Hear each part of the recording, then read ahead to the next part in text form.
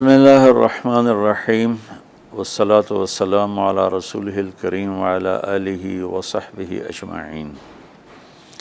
عید کی خوشی ہم کیوں مناتے ہیں؟ پہلے میں یہ تھوڑا سا واضح کر دوں کہ رمضان کا مہینہ اللہ نے پورا ایک ہمارے لیے خوشی کا مہینہ بنایا ہے، جس میں اللہ کی جنت کے دروازے کھول دیے جاتے ہیں، جہنم کے بند کر دیے جاتے ہیں، شیطان قید کر دیے جاتے ہیں، جنت کو روزانہ سجایا جاتا ہے، اللہ کا عرش پہلے آسمان پہ آ جاتا ہے، اللہ کی طرف سے اعلان ہو رہا ہوتا ہے، کوئی بخشش چاہنے والا، کوئی حاجت مانگنے والا، فرض 70 فرضوں کے برابر ہو جاتا ہے اور نفل فرض کے برابر ہو جاتا ہے، اور نفل اور فرض کا فرق اتنا بڑا ہے کہ قیامت تک 2 رکعت نفل پڑھتا رہے تو فرض رکعت کے ایک سجدے کے برابر نہیں۔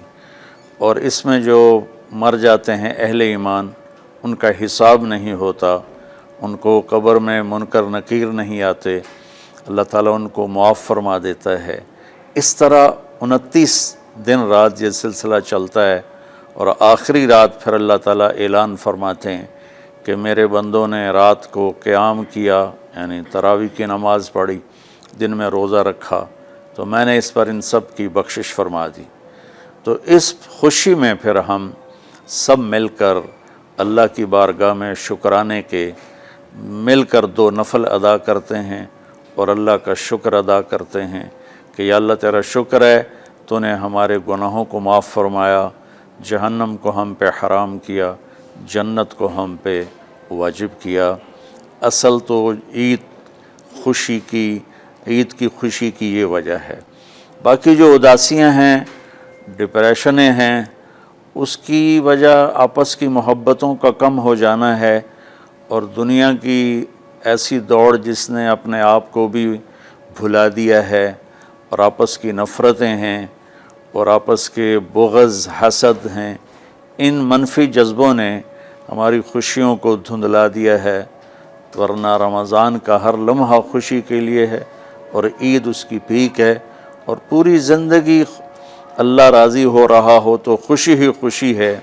ہمیں اپنے ملک سے، اپنی نسل سے آپس کی نفرتیں، حسد، بغض یہ مٹانے ہوں گے، تب جا کر ہمیں حقیقی خوشیاں حاصل ہوں گی۔ آپ عید کے لیے غسل فرماتے تھے اور اپنے کپڑوں میں سے اچھے کپڑے منتخب فرماتے تھے، اور فجر کی نماز کے بعد آپ اشراق نہیں پڑھتے تھے اس دن۔ باقی آپ کی ساری زندگی کا معمول تھا کہ فجر کے بعد آپ اشراق پڑھتے تھے، لیکن اس دن آپ اشراق نہیں پڑھتے تھے۔ غسل فرما کے پھر کچھ کھا کے، کوئی میٹھی چیز، کھجور ہی عام طور پر ہوتی تھی، کھجور کھا کے پھر آپ عیدگاہ کی طرف تشریف لے جاتے تھے، اور پہلے نماز پڑھاتے تھے، پھر خطبہ ہوتا تھا، اور اس کے بعد جس راستے سے آپ جاتے تھے اس راستے کو چھوڑ کر پھر اور راستے سے گھر واپس آتے تھے، پھر وفود سے ملاقات کرتے تھے، سرداروں سے، صحابہ سے ملاقات کرتے تھے، اس میں کچھ کھانوں کا اہتمام بھی ہوتا تھا۔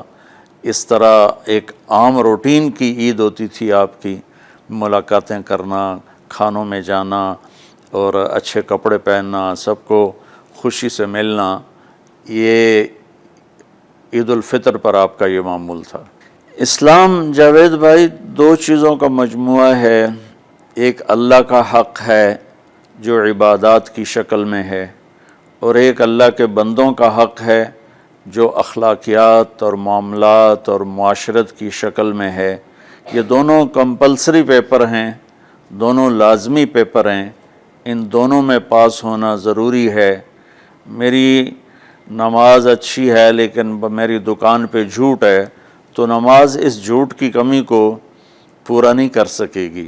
میری دکان پہ سچ ہے لیکن میں نماز نہیں پڑھتا، تو میرا یہ سچ بولنا میرے نماز کی کمی کو پورا نہیں کر سکتا۔ اللہ کے نبی نے دنیا سے جاتے ہوئے 2 لفظوں میں سارا دین بتا دیا تھا۔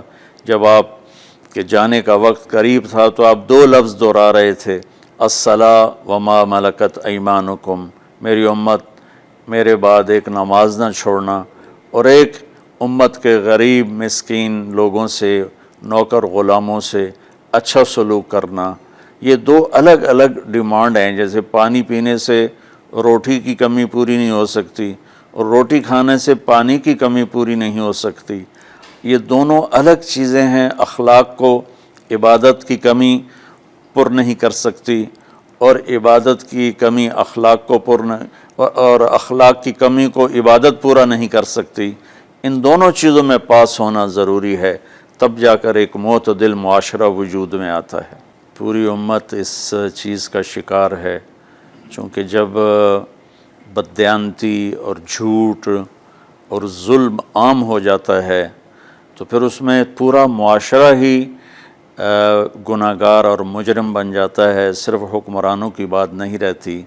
یہ تو ایک سوال کا جواب موسیٰ علیہ السلام کو اللہ نے دیا کہ اللہ تعالیٰ سے انہوں نے پوچھا، یا اللہ جب آپ راضی ہوتے ہیں تو اس کی کیا نشانی ہے؟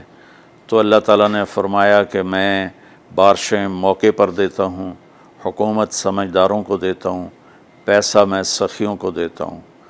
تو پھر انہوں نے پوچھا جب آپ ناراض ہوتے ہیں تو اس کی کیا نشانی ہے؟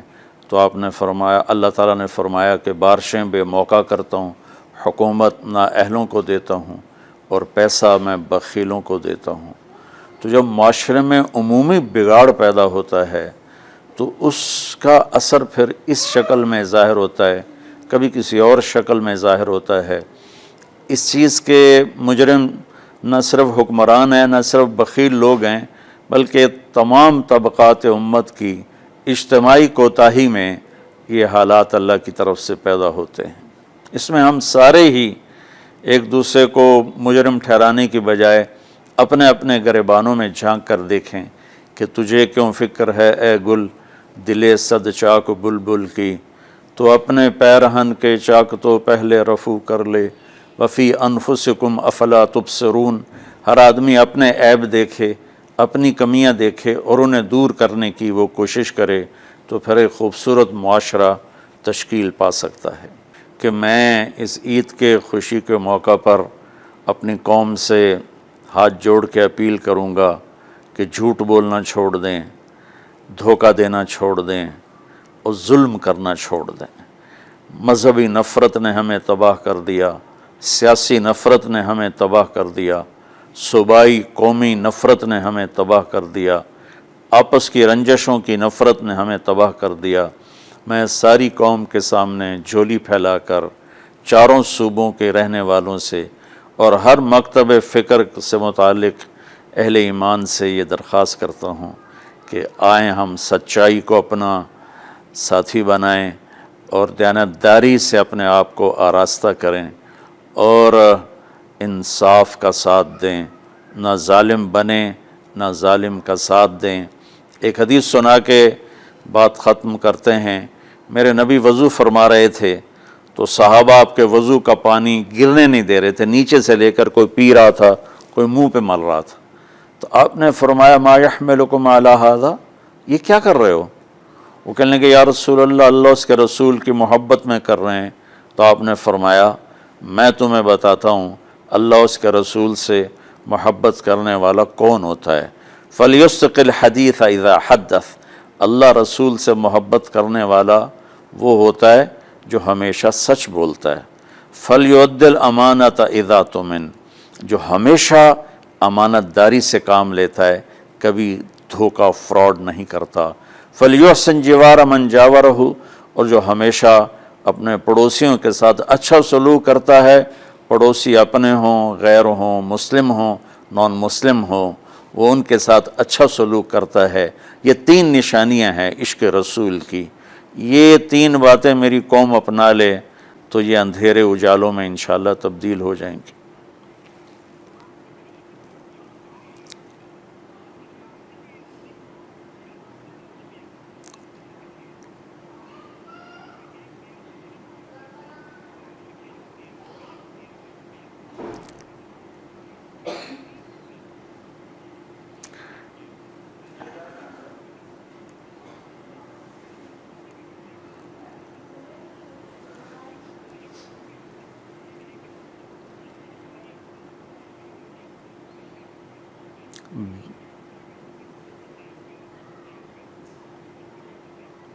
بل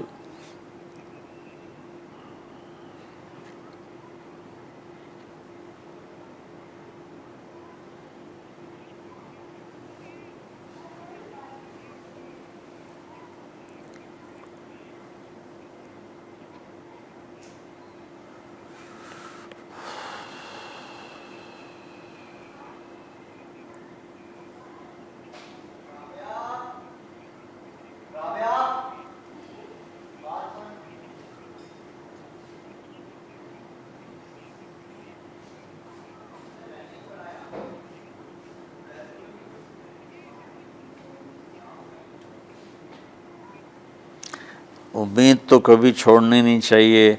جیسے دیکھیں مریض کے ساتھ ڈاکٹر آخری حد تک جان مارتا ہے، اس کی جان بچانے کی کوشش کرتا ہے، پھر باقی جس کے نصیب میں موت ہوتی ہے وہ مر جاتا ہے، لیکن ڈاکٹر کبھی بھی اس وجہ سے نہیں چھوڑ دیتا کہ یہ مر جائے گا. تو ہم اللہ کی رحمت سے بالکل نا امید نہ ہوں، مایوس نہ ہوں. مجھے اللہ کی ذات سے بہت امید ہے. ہمارا جو اس وقت قائد ہے، اسے سیاسی بیان نہ سمجھا جائے اللہ کے واسطے. میں ایک پاکستان کا شہری ہونے کی حیثیت سے اپنا تجزیہ پیش کر رہا ہوں. غلط بھی ہو سکتا ہے، صحیح بھی ہو سکتا ہے. وہ بہت مخلص محنتی آدمی ہے. تو مجھے اللہ کی ذات سے امید ہے اگر ہم سب مل کر ساتھ دیں سچائی کا، دیانتداری کا، انصاف کا، اور آپس کی نفرتوں کو مٹا دیں، تو انشاءاللہ ضرور صبح ہوگی. کوئی وجہ ہی نہیں کہ صبح نہ ہو.